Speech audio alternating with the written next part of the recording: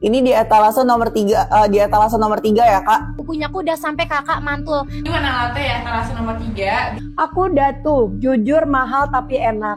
Ikut model pita di depan tuh, cakep ya. Masih muat, say. Tuh masih muat banget. Ya kakak Siti Nurwaila langsung catat langsung payment ya.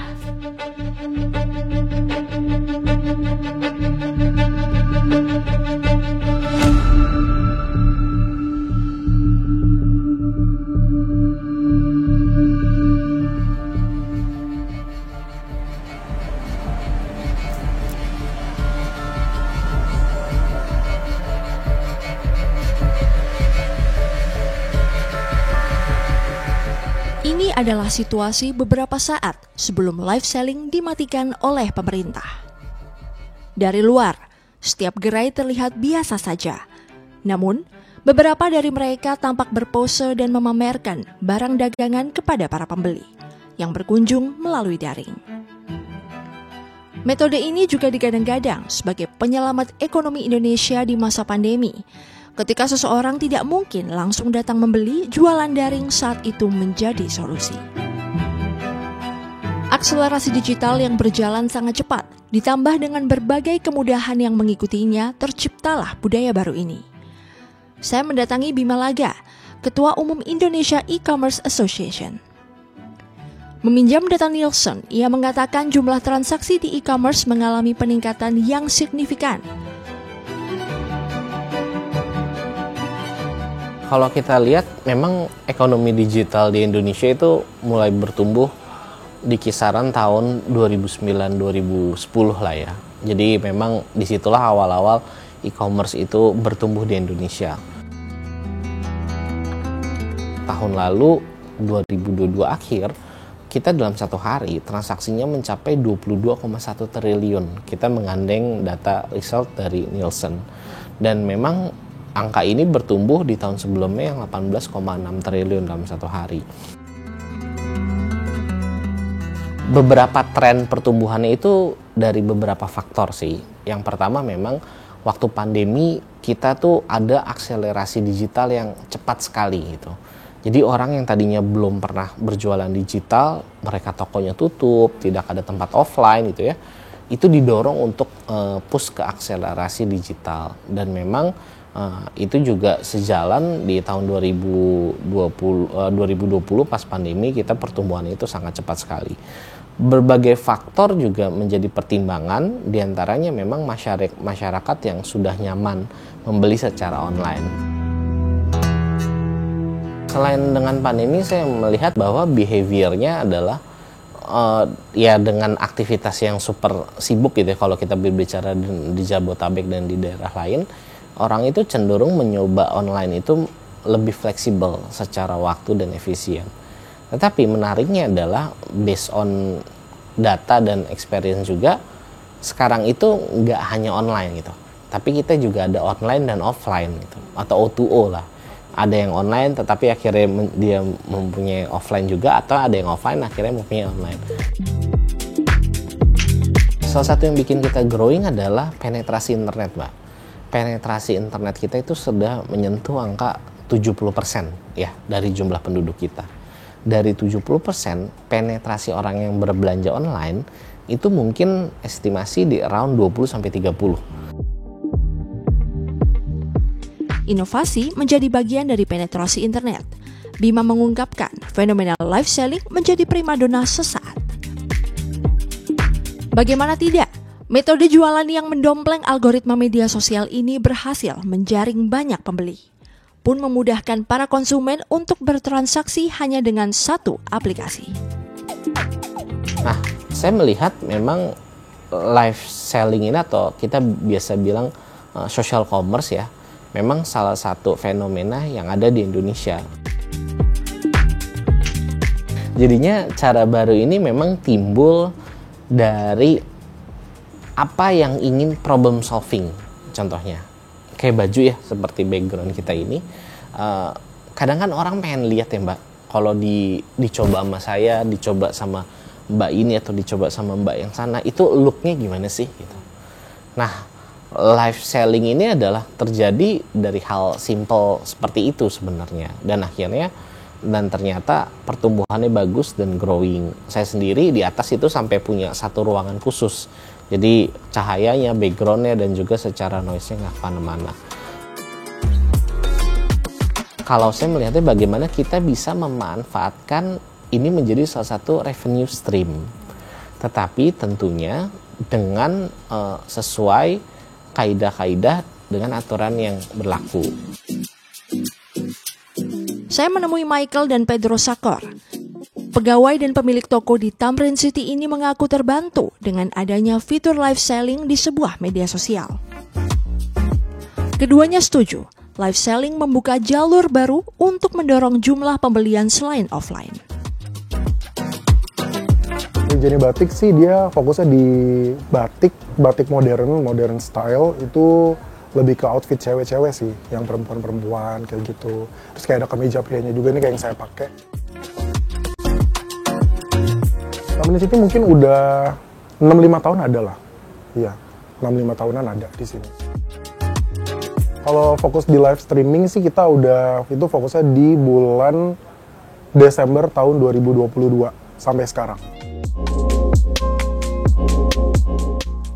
Toko ini namanya Pedro Sakor, jualannya barang-barang brand lah, multi brand ya. Berdirinya sejak 2009, udah 15 tahun.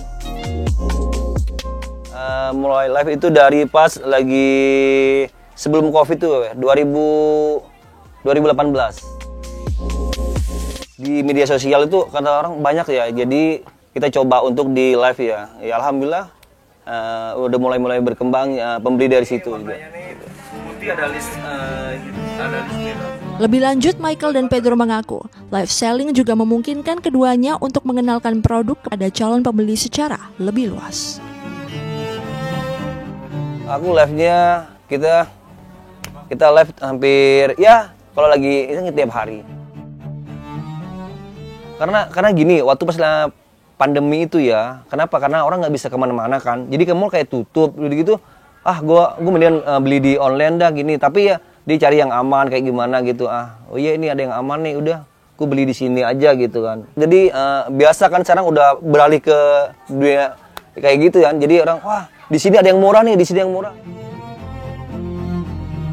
Mungkin lebih, nah karena kan ini udah 2023 ya, semua orang kan udah fokusnya online shopping kan. Terus juga bisa masukin produk kita di dalam platformnya kayak gitu sih. Biasa bisa masarin, bisa iklanin juga di satu platform itu kayak gitu sih paling.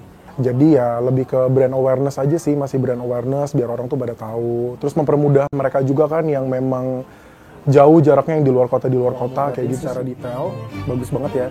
Terus dia juga kita maksudnya istilah kata ngomongnya gini, ngapain kita harus keluar biaya buat sewa tempat, bayar pegawai lebih, sementara dengan kita live streaming aja tuh ya bisa menghasilkan omset yang sama kayak kita buka toko kan, kayak gitu kan. Kayak beberapa aplikasi yang cuma sekedar rebahan di rumah, tidur-tiduran ya kan, terus udah bisa langsung check out barang sampai kayak gitu kan. Menurut aku sih kayak gitu ya, orang-orang udah lebih smart aja sih. Namun sayang, mereka tidak bisa lagi memperoleh penghasilan tambahan. Per 4 Oktober 2023, pemerintah menghentikan praktik live selling melalui media sosial. Di samping adanya kemudahan dalam bertransaksi, ada momok besar yang dikhawatirkan oleh pemerintah. Menteri Koperasi dan UKM Indonesia Teten Masduki mengatakan, dalam live selling yang tengah digandrungi itu, muncul praktek predatory pricing yang diyakini akan menggerogoti UMKM Indonesia. Live selling menjadi gerbang baru masuknya produk impor dengan harga yang sulit ditandingi oleh pedagang lokal. Untuk itu, penutupan ini menjadi langkah besar pemerintah guna menjaga pelaku UMKM dari gempuran produk impor. Guna memperkuat tujuan ini, Kementerian Perdagangan Indonesia pun mengambil langkah.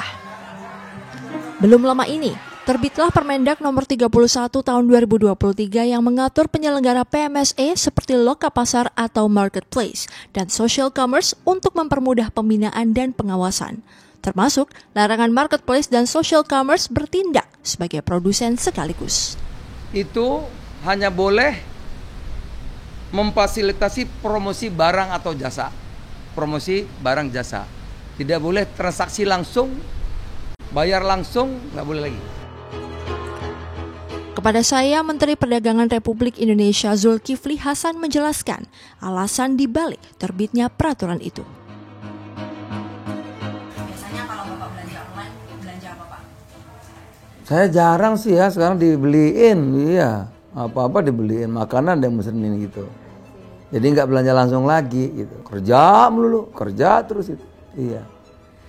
Kadang-kadang dalam rangkaian kerja Bapak kan Bapak juga mengunjungi pasar-pasar. Oh paling sering memang, iya. Pusat perbelanjaan gitu ya? Iya. Itu saya udah pergi ke mana Mangga 2, saya pergi ke pusat grosir Cililitan, saya pergi ke Pasar Johar di Semarang gitu. Selalu saya mampir gitu, saya lihat. Nah yang saya lihat itu, jadi produk-produknya itu banyak kan impor. Berbanjirnya barang-barang impor. Sebetulnya mereka jualan jadi murah kan gitu. Tapi yang ngeluh ini yang produksi lokal kita kan gitu. Nah ke yang kedua mereka mengatakan, Pak kami jual barang 100.000, tapi di online itu ada yang jualnya 50.000 bahkan ada 20.000. Padahal kami ini kan importir belinya, grosir besar 100.000, tapi di online bisa harganya 20.000. Nah, itu yang disebut dengan predatory pricing. Itu tentu tujuannya kan membunuh pelanggan orang. Ini kita atur juga, maka pemerintah mengatur ada sosial media, ada social commerce, ada e-commerce gitu. Zulkifli Hasan tidak menampik arus teknologi yang membawa banyak perubahan dan membuat segalanya serba mudah. Namun, ia mengatakan bahwa masyarakat harus melihat perkembangan teknologi ini dari dua sisi. Jangan sampai hal yang memudahkan sebagian masyarakat menjadi ancaman bagi sebagian lainnya. Nah, yang kedua, kalau Permendak 31 2023 mengenai online itu kita ada Satgas. Satgas itu dari Kominfo, dari kita, dari UMKM dan lain-lain. Jadi nanti kalau ada pihak penegak hukum. Jadi kalau melanggar ya akan diingati, ya kan ada prosedurnya. Sekali, 2 kali, 3 kali. Kalau tidak nanti ya Kominfo bisa nutup. Tapi kalau nggak diatur ya tadi, dia bisa dengan algoritmanya, dengan modal yang besar, yang lain bisa mati. Misalnya saya suka ini, dia udah tahu nih data-data. Kalau dia memberikan pakai data kan nggak boleh juga, kan ada rahasia data namanya. Nggak bisa data kita dipakai untuk jualan seenaknya gitu, iya kan? Nah itu kalau nggak diatur begitu risikonya. Makanya teknologi harus diatur, ditata sesuai dengan perkembangannya. Nah, tapi semua patuh kok, mereka ikut atur pemerintah. Karena baik untuk mereka, baik juga untuk kita. Demi kesuksesan jalannya peraturan terbaru ini, pengawalan dari Kementerian Komunikasi dan Informatika juga memegang peranan penting. Kepada saya, Menteri Komunikasi dan Informatika Budi Ari memaparkan wujud dukungan Kementerian Kominfo terhadap Permendak nomor 31 tahun 2023 ini. Ya, regulasinya kan pengaturan kegiatan perdagangan elektronik kan diatur lewat PP nomor 80 tahun 2019 tentang perdagangan melalui sistem elektronik yang diampu oleh Kementerian Perdagangan. Nah, di saat yang bersamaan, platform e-commerce sebagai PSE, penyelenggara sistem elektronik juga tunduk pada peraturan Menkominfo nomor 5 tahun 2020 tentang PSE lingkup privat, di mana memang terjadi inovasi dan pengembangan fitur e-commerce selalu tumbuh dengan progresif sehingga pada titik tertentu pemerintah perlu melakukan evaluasi. Bagaimana regulasi ini untuk tetap memastikan level of playing field dan afirmasi terhadap produk dalam negeri. Social commerce ini kan fenomena baru di mana penggabungan antara sosial media dan e-commerce. Nah, kami melihat ini ekosistem harus sehat sehingga kita melihat ada potensi yang dilakukan oleh sebuah platform dengan 3 isu, concern isu. Yang pertama adalah predatory pricing. Yang kedua adalah soal algoritma. Dan yang terakhir, yang ketiga adalah soal dominasi produk impor. Ini membuat menurut kami, hemat kami, ya kami mendukung semua kebijakan yang dilakukan oleh lintas kementerian dan lembaga dan juga sesuai dengan perintah hasil keputusan dan pengarahan Presiden langsung kepada kami. Jadi Kominfo dalam tugas dan fungsinya memang menjaga itu semua.